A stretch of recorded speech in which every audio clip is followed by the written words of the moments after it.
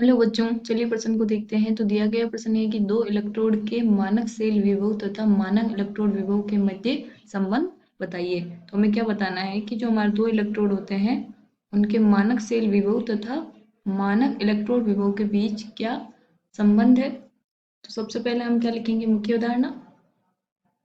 मुख्य अवधारणा।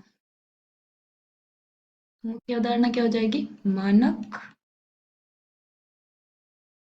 सेल विभव।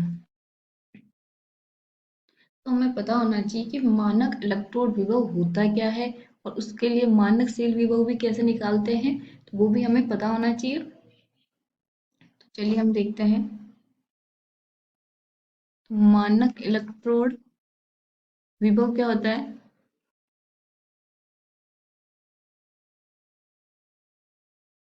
तो उसमें क्या होता है कि जो हमारा विलयन है उसकी सांद्रता कितनी होनी चाहिए, 1 मोलर, 1 m सांद्रता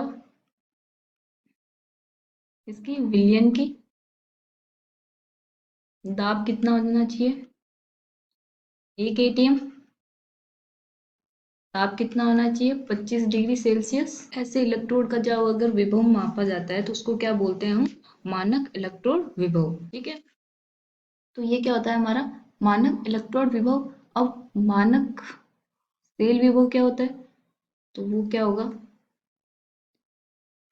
मानक सेल विभव। मानक सेल विभव क्या होता है कि जो हमारे दो इलेक्ट्रोड होते हैं, कौन कौन से, कैथोड व एनोड, उनके बीच का जो मानक इलेक्ट्रोड विभव का जो अंतर होता है वो क्या कहलाता है, हमारा मानक सेल विभव। तो हम यहाँ क्या लिख सकते हैं, दो इलेक्ट्रोड, वो कौन कौन से होंगे, एक क्या होगा एनोड और दूसरा क्या होगा कैथोड, के मानक इलेक्ट्रोड विभव के मध्य का अंतर वो क्या कहलाता है, मानक सेल विभव, सेल विभव। तो हम इसको क्या लिख सकते हैं, मानक है मतलब ई नोट सेल, वो क्या हो जाएगा,